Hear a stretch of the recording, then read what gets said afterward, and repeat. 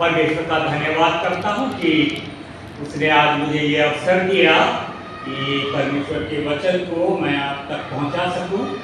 पादरी साहब का धन्यवाद करता हूँ कि उन्होंने मुझे ये अवसर दिया, ये सम्मान मुझे दिया।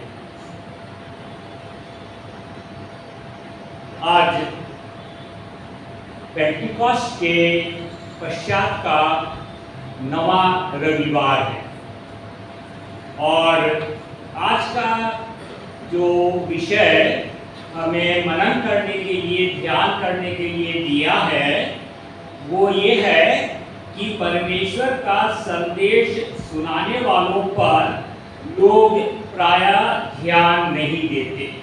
परमेश्वर का संदेश सुनाने वालों पर लोग प्रायः ध्यान नहीं देते, उनकी उपेक्षा करते हैं। The messengers of God are often unheeded. The messengers of God are often unheeded.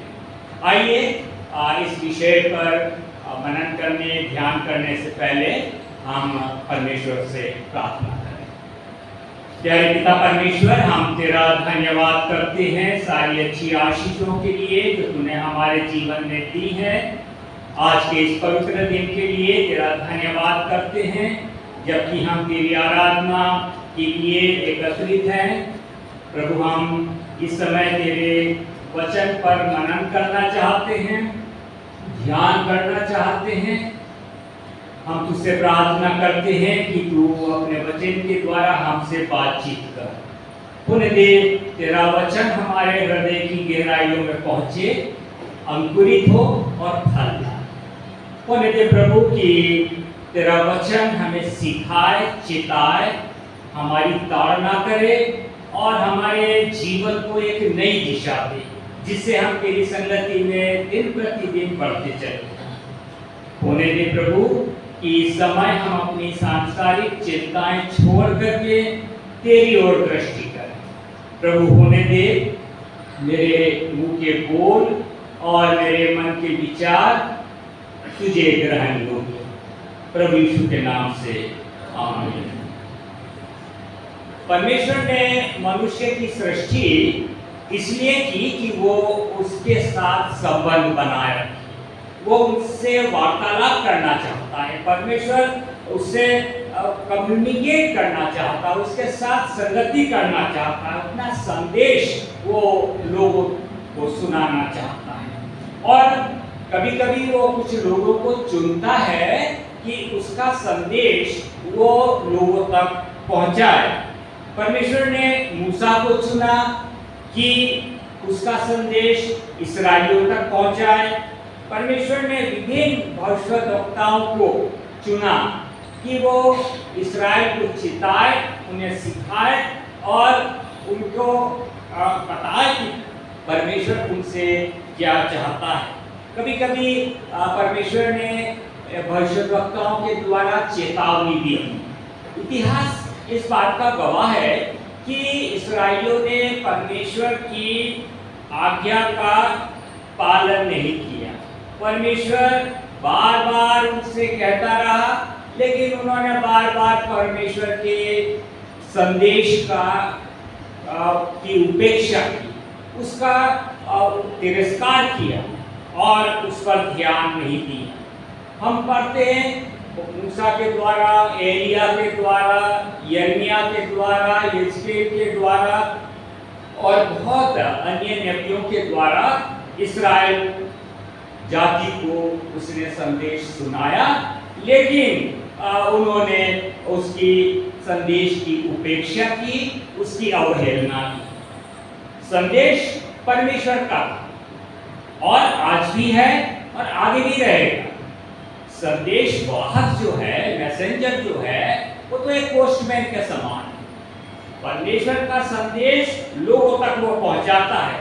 यदि संदेश का सुनने वाला अगर वो मैसेंजर की या संदेश वाहक की उपेक्षा करता है या उसकी अवहेलना करता है या उसका तिरस्कार करता है, तो वो वास्तव में परमेश्वर की उपेक्षा कर रहा है, वो वास्तव में परमेश्वर का तिरस्कार कर रहा है, वो वास्तव में परमेश्वर की अवहेलना कर रहा है। प्रचारक तो प्रभु का संदेश लेके आता है, लेकिन बहुत बार लोग उसकी उपेक्षा करते हैं। आज का विषय यही कहता है कि परमेश्वर का संदेश सुनाने वालों को ऊपर लोग प्रायः ध्यान नहीं देते। यूहन्ना बपतिस्मा देने वाला आया, कहा प्रभु का मार्ग तैयार करो और स्वर्ग का राज्य निकट है, पश्चाताप करो, लेकिन लोगों ने उस पर ध्यान नहीं दिया। प्रभु यीशु मसीह आए, उन्होंने संदेश दिया स्वर्ग के राज्य के बारे में कि स्वर्ग का राज्य निकट है, मुझ पर विश्वास करो, लोगों ने ध्यान नहीं दिया। आज भी बहुत परमेश्वर के सेवक प्रचार कर रहे हैं। कई सुसमाचार प्रचारों को की लोग उपेक्षा करते हैं, उनकी अवहेलना करते हैं। न सिर्फ इतना, उनको मारते पीटते हैं, उन पर झूठे आरोप लगाते हैं, उन पर झूठे मुकदमे करते हैं, उनको जेल में डाल देते हैं, उनसे ईर्ष्या और द्वेष करते हैं। क्यों लोग परमेश्वर के संदेश की अवहेलना करते हैं? क्यों उपेक्षा करते हैं? क्यों उसका तिरस्कार करते हैं? आज की जो पॉलिक पढ़ी गई, जो विशेष प्रार्थना हमने सुनी, उसमें ये प्रार्थना की गई कि हे परमेश्वर, हमको ठीक उचित सोचने वाला मन दे, हमको एक ऐसा मन दे कि हम ठीक बातें सोचे, उचित बातें सोचे जो तुझे पसंद आए। क्योंकि परमेश्वर के बिना हम एक अच्छी बातें नहीं सोच सकते। तो क्या कारण है? कारण है परवर्स मेंटेलिटी, विकृत मानसिकता। विकृत मानसिकता का मतलब लोग जो है बुरा सोचते हैं, उनके मन में बुराई ही उत्पन्न होती है, और इस विकृत मानसिकता की वजह से लोग परमेश्वर की उपेक्षा करते हैं, उसके संदेश की उपेक्षा करते हैं, उसको सुनना नहीं चाहते। मैं कुछ कारण और बताऊंगा कि क्यों परमेश्वर की वचन की उपेक्षा करते हैं। सब ये पहला कारण है इररिलेवेंट। वो लोग सोचते हैं, कई लोगों में जो ये बुरी सोच है कि ये आज के संदर्भ में लागू नहीं होता, आज के जीवन के लिए कोई लाभदायक नहीं है। ये तो बहुत पुरानी बातें हैं, आज से 5000 साल पहले 10 आज्ञाएं दी गई, मूसा के द्वारा आज्ञाएं दी गई, प्रभु यीशु मसीह ने 2000 साल पहले बातें की, हमें बताया, और ये सब बातें आज के जीवन में इररिलेवेंट है। आज के जीवन में ये हमारे लिए सामाजिक जीवन में ये लागू नहीं होती, ये हमारी आज की जो बातें हैं उनसे दूर है। ये एक मानसिकता, विकृत मानसिकता लोगों में है, और इसलिए वो परमेश्वर की उपेक्षा। दूसरा कारण है वर्ल्डली प्लेजर, सांसारिक आनंद। आज का व्यक्ति दुनिया की रंग रंगीलियों में डूबा हुआ है, उसे आनंद चाहिए, खुशी चाहिए, मनोरंजन चाहिए, चाहे वो थोड़ी देर का ही हो। बहुत सारी ऐसी चीजें हैं,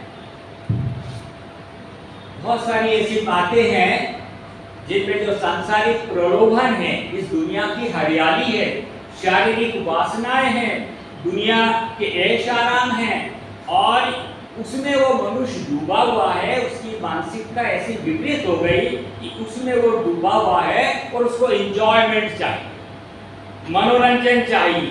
कभी कभी ये मनोरंजन हंसी ठट्टा, कुआड़ मनोरंजन, ऐसी बातों में आ करके वो परमेश्वर के संदेश की उपेक्षा करता है। एक और कारण हो सकता है, तीसरा कारण, कि scientific advancement and modern technology. लोग सोचते हैं कि भाई हम वो बहुत वैज्ञानिक तौर पर और बहुत उन्नति कर ली है, हम चांद पर पहुंच गए, और हमारे पास इंटरनेट है, मोबाइल है, और हमारे कई आविष्कार हैं हमने कर लिए हैं, और ऐसे इस माहौल में परमेश्वर की बातें कोई उचित नहीं लगती, और इसलिए वो परमेश्वर के वचन की उपेक्षा की। एक और कारण है, जो मुख्य कारण है, पापमय स्वभाव। मनुष्य का मन पाप से भरा हुआ है, और पाप ने उसके ठीक ठीक सोचने की शक्ति को विकृत कर दिया है, बिगाड़ दिया। जैसे नूह के ज़माने में अगर उत्पत्ति 6 उसकी 5 आयत देखें तो वहाँ लिखा है कि यहोवा ने देखा कि मनुष्यों की बुराई पृथ्वी पर बढ़ गई है और उनके मन में जो उत्पन्न होता है वो निरंतर बुरा ही बुरा उत्पन्न होता है। ये नूह के समय की स्थिति आज हो रही है कि मनुष्य के मन में जो उत्पन्न हो रहा है वो बुरा ही बुरा उत्पन्न हो रहा है और इसलिए वो परमेश्वर की उपेक्षा करता है। उसका जो एटीट्यूड है वो रिबेलियस एटीट्यूड है, वो बगावती व्यवहार है, वो ऐसा व्यवहार है विद्रोह करने का। वो परमेश्वर के विरोध विद्रोह करता है, इसलिए वो परमेश्वर के वचन को तिरस्कार करता है। एक और कारण हो सकता है अनग्रेटफुलनेस, नाशुक्रगुजार होना, उसका धन्यवाद नहीं करना, परमेश्वर की आशीषों को याद नहीं करना। ऐसे लोग जो हैं वो परमेश्वर के संदेश की उपेक्षा करते हैं। आज का जो पुराने नियम का अध्याय आपने ध्यान से सुना होगा, निर्गमन की पुस्तक उसका 32वां अध्याय और उसकी पहली 8 आयत, और वहां पर हमने क्या सुना कि मूसा पहाड़ पर परमेश्वर से बात करने गया पर उसको बहुत टाइम हो गया, काफी समय हो गया और इस्राएली बेचैन हो गए। हारून के पास आए कि हमें नहीं मालूम कि उस मूसा का क्या हुआ, अब तो तू हमारे लिए एक दूसरा देवता बना दे। और आपने भी सुना, जब पढ़ा गया कि वो सोने का बछड़ा बना दिया गया और क्या नाचने लगे, कूदने लगे और क्या कहने लगे कि यही देवता हमको मिस्र की गुलामी में से छुड़ा करके लाया है और अब हमको आगे ले जाए। कितना अनग्रेटफुल, सब भूल गए कि परमेश्वर ने कैसे मिस्र से छुड़ाया और कैसे उनको आगे ले जा रहा था। लेकिन उनकी जो विपरीत मानसिकता थी उससे उन्होंने मूसा की आज्ञाओं को जो परमेश्वर ने दी थी मूसा के द्वारा कि कोई और ईश्वर मेरे सन्मुख नहीं बनाना, कोई मूर्ति पूजा न करना, वह सब भूल गए और नाचने कूदने लगे और गलत राह पर चले गए।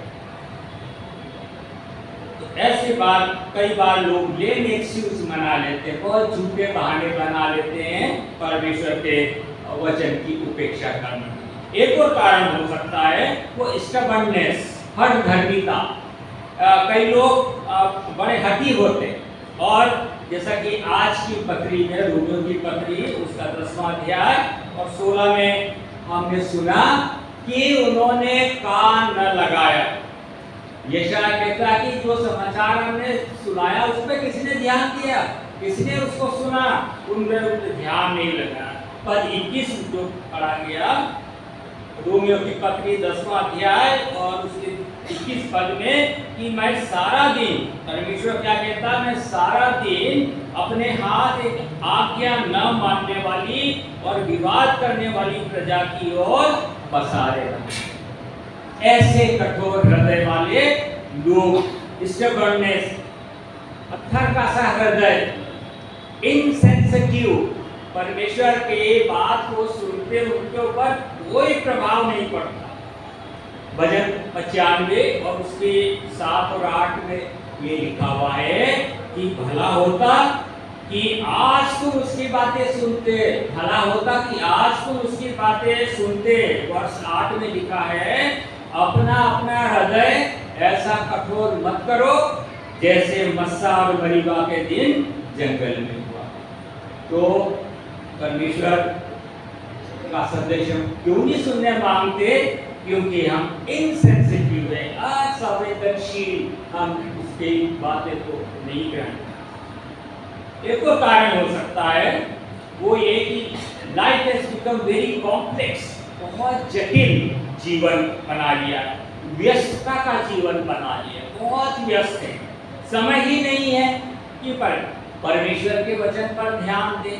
आज के जो व्यक्ति है वो नौकरी पर, अपने व्यवसाय पर, अपने सामाजिक कार्यों पर, अपने घरेलू समस्या पर, इसी में व्यस्त रहता है।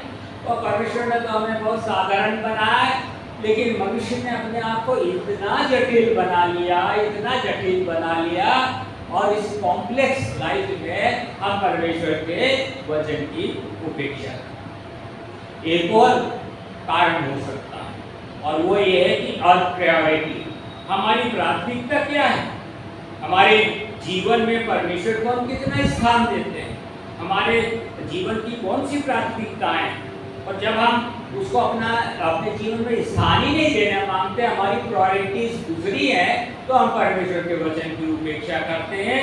हमारी प्राथमिकता रोटी कपड़ा मकान और इनकी चिंताएं, पारिवारिक और व्यक्तिगत समस्याएं इत्यादि इत्यादि तक हमारी समझिए सीमित रह गई हैं, और उसके बाद हम आगे सोचते हैं, उसके आगे हम सोचते हैं। तो ये इसके अलावा और भी कई कारण हो सकते हैं कि हम परमेश्वर के वचन की अवहेलना करते, उपेक्षा करते और उसको सुनना नहीं चाहते। परमेश्वर हमें अपना संदेश देते जाता है, निरंतर देते जाता, कंटिन्यूअस वो हमारे पास संदेश पहुंचा जाता है। बहुत सारे साधन के द्वारा परमेश्वर हमारे पास अपना संदेश देता है। केवल संदेशवाहक के द्वारा ही नहीं, लेकिन और कई जरिए हैं। जैसे पहला, परमेश्वर के वचन के द्वारा, बाइबल के द्वारा, परमेश्वर के वचन के द्वारा परमेश्वर हमसे बात करता है, हमें सिखाता है, चिताता है और हमें बताता है कि सही मार्ग क्या है।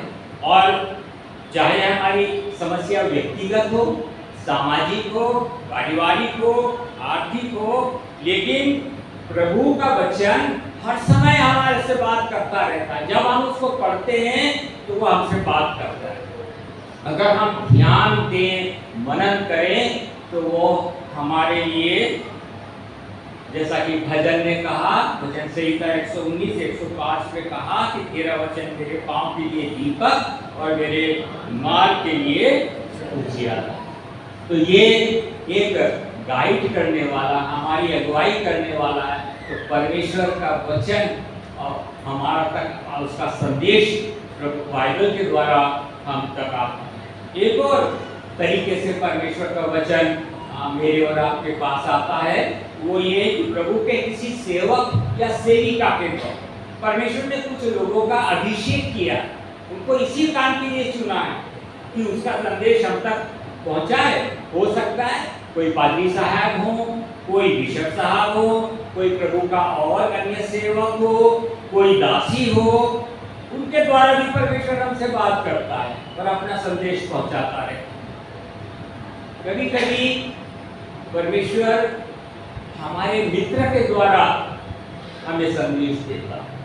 कभी कभी ऐसा मित्र जिसका आत्मिक जीवन अच्छा है, उसके द्वारा प्रभु हमें संदेश देता है। हमारे किसी परिवार के सदस्य के द्वारा परमेश्वर हमको संदेश देता है।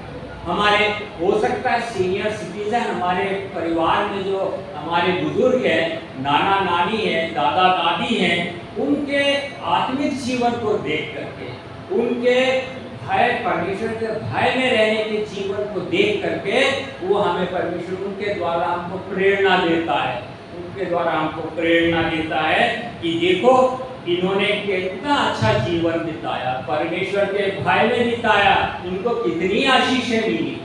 ऐसे लोगों के द्वारा, किसी अच्छे व्यक्ति के द्वारा परमेश्वर हमें ये मैसेज देता है और बताना चाहता है कि देखो इन्होंने मेरे आज्ञा का पालन किया और इनको मैंने इसलिए बहुत अच्छी आशीषें दी। कभी कभी परमेश्वर बुरे व्यक्ति के द्वारा भी संदेश देता है। ऐसा व्यक्ति जिसका आत्मिक जीवन अच्छा नहीं है और हम देखते हैं कि उसको उसकी बुराइयों का क्या परिणाम मिला, कैसे उसका जीवन बर्बाद हुआ, कैसे वो मुसीबतों में और परेशानियों में फंसा, कैसे उसने जीवन में बुराइयां की। परमेश्वर का वचन ऐसे व्यक्ति के द्वारा मुझे चेतावनी दे रहा है कि देखो इसका हाल ये हुआ, तुम्हारा हाल ऐसा नहीं होना है। मेरे संदेश की अवहेलना मत करो, मेरे संदेश की उपेक्षा मत करो, मेरे संदेश को को उपेक्षा ना करो, उस पर ध्यान दो। तो परमेश्वर ऐसा हमको बताता है बाइबल में, वचन संहिता में तो खास तौर से धर्मी मनुष्य और दुष्ट मनुष्य दोनों के विषय में बहुत बताया गया। दुष्ट के बारे में ये कहा गया कि ये भूसी के समान है और ये पवन लगते ही उड़ जाता। तो परमेश्वर अपने वचन के द्वारा हमें आशीषें देता है, चिताता है, सिखाता है। कभी कभी परमेश्वर हमसे हमारी परिस्थितियों के द्वारा भी बात करता है, और सर्कमस्टांसेस उसके द्वारा भी परमेश्वर हमसे बात करता है।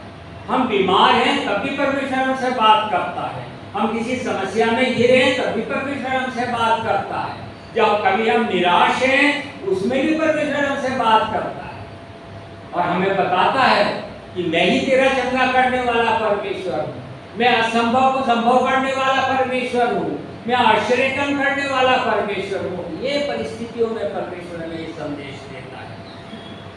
न सिर्फ ऐसी परिस्थितियों में, लेकिन हमारी जीवन की सारी जो अचीवमेंट्स हैं, सक्सेस है, सफलताएं हैं, उनमें भी परमेश्वर हमको मैसेज देता है। उनके द्वारा भी परमेश्वर हमको बताना चाहता है कि ये जो सफलताएं जो तुमने अपने जीवन में मिली हैं, ये जो उपलब्धियां तुमने प्राप्त की है, ये तेरी बुद्धि और केवल तेरी और शक्ति के द्वारा नहीं, ये बुद्धि मैंने दी है, ये शक्ति मैंने दी है। ये मैसेज प्रभु आपको देता है और मुझे देता है। हम बाइबल में पढ़ते हैं कि बहुत बार परमेश्वर अपने संदेश को स्वप्नों के द्वारा, ड्रीम्स के द्वारा, हम अपने स्वप्नों को भूल जाते हैं, जल्दी भूल जाते हैं, लेकिन कभी कभी परमेश्वर स्वप्नों के द्वारा भी हम पर से बातचीत करता है और अपना संदेश सुनाना चाहता है। बाइबल में हम बहुत बार पढ़ते हैं कि स्वर्गदूतों के द्वारा भी परमेश्वर ने अपना मैसेज दिया। ऐसे मैसेंजर स्वर्गदूत हैं जो वो उनके द्वारा प्रभु अपना संदेश लोगों तक पहुंचाते हैं। मैं आपके सामने एक प्रश्न रखना चाहता हूँ। हम थोड़ा ध्यान दें, सोचें और अपने आप से ये प्रश्न पूछें कि क्या मैं भी आज परमेश्वर के संदेश की उपेक्षा कर रहा हूँ, उसका तिरस्कार कर रहा हूँ, उसकी अवहेलना कर रहा हूँ। हम कैसे सुनते हैं परमेश्वर के वचन को, कैसे सुनते हैं? बीज बोले वाले का दृष्टांत हम सब जानते हैं और हमने उसको बहुत बार पढ़ा है, सुना है, और उस दृष्टांत के द्वारा प्रभु यीशु मसीह हमको ये बताना चाहते हैं कि हमारा मन कैसी भूमि, सड़क के किनारे जैसी है, पथरीली है, झाड़ियों में झाड़ियों के गिरे हुए वचन जैसी है, या उपजाऊ भूमि। तो परमेश्वर हमको ये बताना चाहता है कि मैं अपना मैसेज आपको पहुंचा रहा हूँ, आप उसको किस रीति से ग्रहण कर रहे हैं, ये हमारे ऊपर, हम इस पर मनन करें कि कैसे हम उसमें उसकी बातों को सुनते। एक और बात हम सोचें कि क्या मैं परमेश्वर के संदेश की उपेक्षा कर रहा हूँ, क्या मैं हठधर्मी हूँ, क्या मैं नाशुक्रगुजार हूँ, अनग्रेटफुल हूँ। आज की जो इंजील पढ़ी गई उसमें प्रभु यीशु मसीह ने कुछ नगरों का उल्हाना दिया। हाय खुराजीन, हाय बैतसैदा, हे कफरनहूम। पर प्रभु यीशु मसीह ने वहाँ बहुत बड़े बड़े सामर्थ के काम किए, लेकिन उन्होंने मन नहीं किया।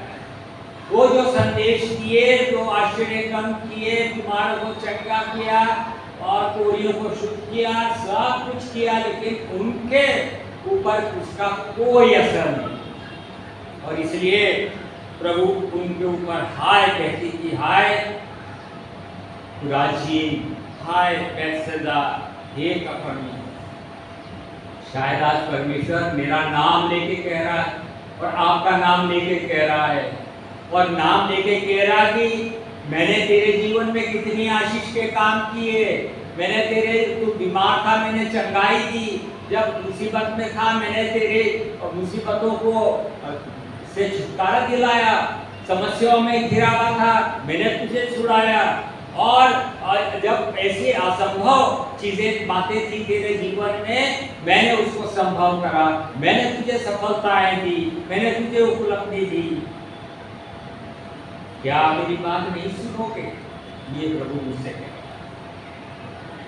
प्रभु का वचन हमको ये बताता है कि परमेश्वर के कान हमारी दुहाई की ओर लगे हैं, उसके कान हमारी दुहाई की ओर लगे रहते, वो हमेशा सुनता है। और मैं सोचता हूँ कि हम में से हर एक जो प्रार्थना करता है, हम ये चाहते हैं कि परमेश्वर हमारी प्रार्थना को सुने। हम में से कोई भी ये नहीं चाहेगा कि परमेश्वर हमारी प्रार्थना को न सुने। लेकिन जब वो हमसे बात करता है तो क्या हम सुनते हैं? उसकी उपेक्षा तो नहीं करते, उसकी अवहेलना तो नहीं करते। परमेश्वर ये कह सकता है कि जब तुम मेरी नहीं सुनते, मैं भी तुम्हारी नहीं सुनता। लेकिन परमेश्वर ऐसा नहीं है, उसके कान हमारी दुहाई की ओर लगे। वो अनुग्रहकारी, दयालु, विलंब से कोप करने वाला अति करुणामय परमेश्वर है। और वो हमारे बातों को, हमारी प्रार्थनाओं को हमेशा सुनता है। और वो यही चाहता है कि हम भी उसके संदेश की उपेक्षा ना करें, उसकी अवहेलना ना करें, और हम उसके बातों को सुने, समझें। जो छोटा शमूएल था, और जब परमेश्वर ने पुकारा तो एली ने उससे कहा कि अब की बार परमेश्वर तुझसे बात बोले तो क्या कहे कि हे प्रभु बोल, क्योंकि तेरा दास सुनता है, तेरा दास सुनता है। काश मैं और आप भी प्रभु की बातें सुनने वाले। आइए प्रार्थना। परमेश्वर पिता, हम तेरा धन्यवाद करते हैं। तू हमसे बहुत साधनों से, बहुत तरीकों से बात कर। धन्यवाद करते प्रभु कि तू हमसे बातें करता है और चाहता है कि हम तेरी बातें सुनें। तेरी बातें जीवनदायक हैं। प्रभु हमें क्षमा कर, क्योंकि बहुत बार हम हठधर्मिता अपना, बहुत बार हम तेरे वचन को की अवहेलना, बहुत बार तेरा तिरस्कार करते हैं, बहुत बार नाशवश गुजार होते हैं, और बहुत बार हम अपने जीवन में ऐसी बातें सोचते हैं, हमारी विपरीत मानसिकता के कारण हम ऐसी बातें सोचते हैं कि हम उससे दूर हो जाए। हे प्रभु, हम पर दया कर, हमारे मनों की रक्षा कर, हमें सिखा कि हम वो बातें सोचें जो हमारे जीवन के लिए लाभदायक हो और जिसमें हम तेरी संगति में हमेशा रहें। हमारी इस प्रार्थना को सुने और ग्रहण करें प्रभु यीशु के नाम से। आमीन।